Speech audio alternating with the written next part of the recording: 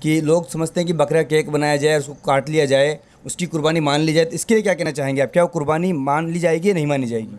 نہیں، قربانی کے دنوں کے اندر اللہ کے نزدیک سب سے زیادہ پسندیدہ عمل جو ہے جانور کی قربانی کرنا ہے۔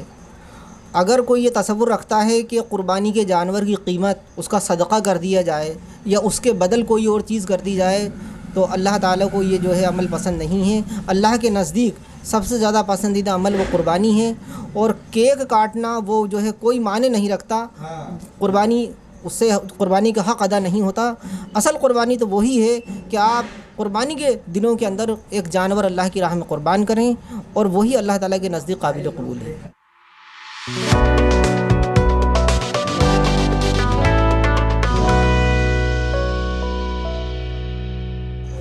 دا پبلک نیوز میں آپ کا سواگت ہے۔ میں ہوں آپ کے ساتھ جابر خان۔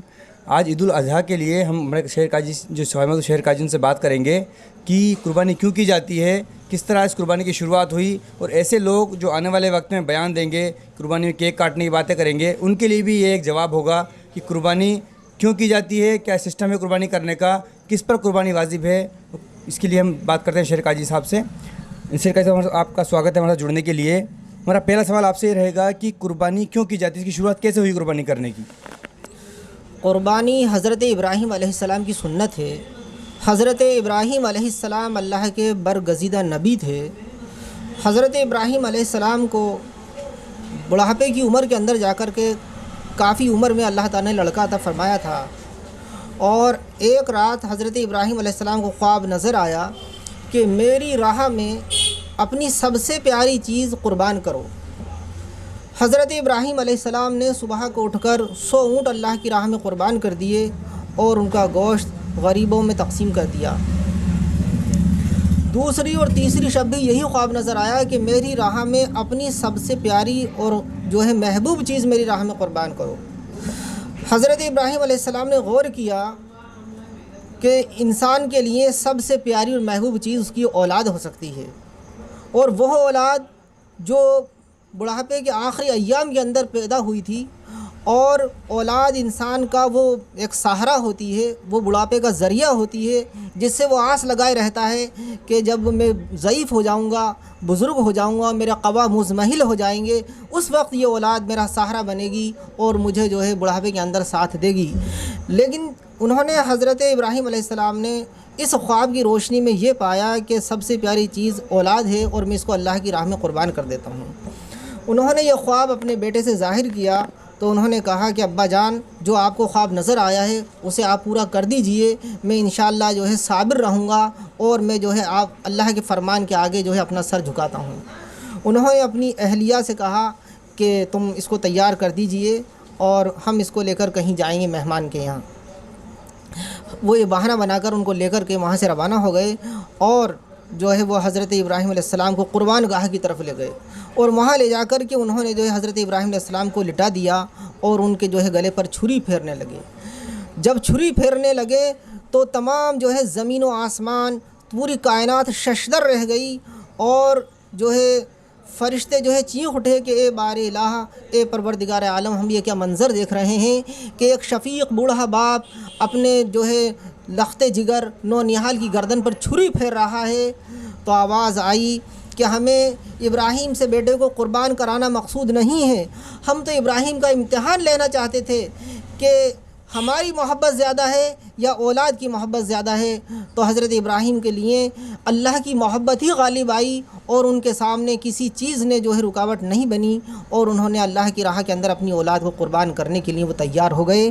تو اللہ تعالیٰ نے جو اس منظر کو، اس یادگار کو رہتی دنیا تک آنے والے نسل انسانی کے لیے یادگار بنا دیا، اور اس دن کو عید قرباں یعنی قربانی کی عید قرار دیا۔ تو سنت ابراہیم کی روشنی کے اندر ہر مسلمان جو صاحب نصاب ہے، جو صاحب استطاعت ہے، جو قربانی کرنے کی حیثیت رکھتا ہے، اس پر واجب ہے کہ وہ ان قربانی کے دنوں کے اندر اللہ کی راہ کے اندر ایک جانور اللہ کی راہ میں قربان کرے، اور وہ جانور ایسا جانور جو اپنا پالا ہوا، अपना प्यारा जानवर, उस जानवर को जिसका उसने हर तरीके से ख्याल रखा हो, उसके खाने का, उसके पीने का, उसके दाने का, उसके सोने का, उसकी रिहाइश का, हर चीज़ का ख्याल रखा हो।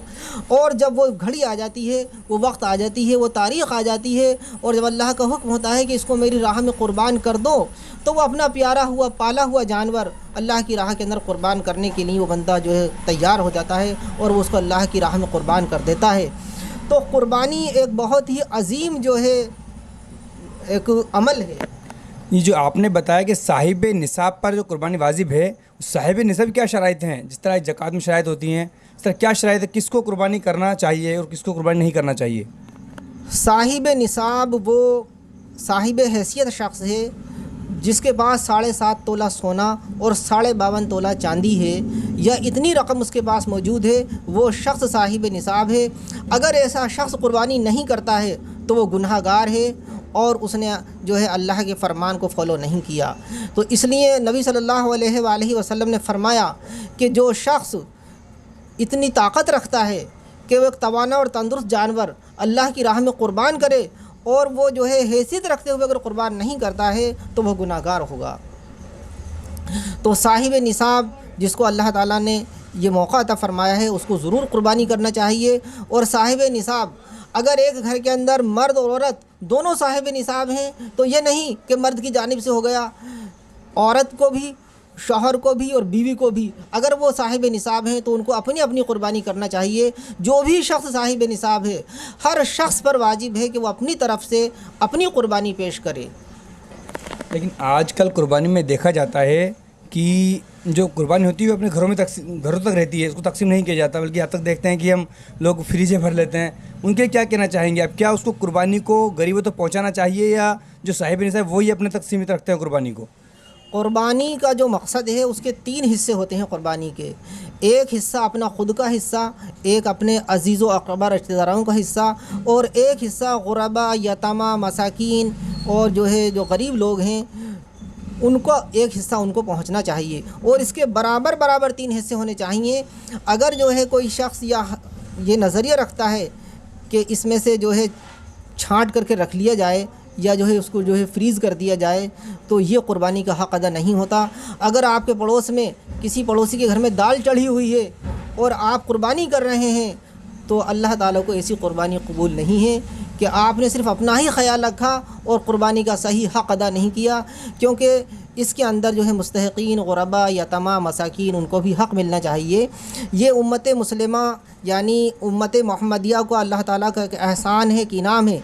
इससे पहले जो क़ुरबानियाँ होती थीं उन क़ुरबानियों को जो है खाने का हुक्म नहीं था, वो लोग जंगलों में डाल दिया करते थे और जो है फेंक दिया करते थे। लेकिन अल्लाह ताला ने उम्मत मोहम्मदिया को शर्फ़ अता फ़रमाया कि इस क़ुरबानी को ख़ुद भी खाओ और जो है उसको तक़सीम भी करो, अपने अज़ीज़ व अक़रबा को खिलाओ और जो मुस्तहिक़ीन हैं ग़ुरबा, यतमा, मसाकीन उनको खिलाओ। और इसका सही हक़ यही है कि उसके बराबर बराबर 3 हिस्से किए जाएँ और जो है जो जिनका हक़ है उनको पहुँचाया जाए। साहिब निसाब, इसलिए आपने कहा कि साहिब निसाब कुर्बानी करना चाहिए, तो साहिब निसाब के अंदर जैसे आप बताया घर में 3 मेंबर हैं, अलग अलग जैसे कुर्बानी करते हैं, लेकिन कई लोग ऐसे हैं कि वो ज़कात तो नहीं देते। जैसे कोई अच्छी प्रॉपर्टी उसके पास है, वो ज़कात नहीं देता लेकिन कुर्बानी कर सकता है, उनके लिए क्या कहना चाहेंगे आप? जो कुर्बानी करते हैं लेकिन ज़कात नहीं देते, कुछ लोग ऐसे हैं जो कुर्बानी नहीं करते, साहिब निसाब है लेकिन कुर्बानी नहीं करते, उनके लिए क्या कहना चाहेंगे?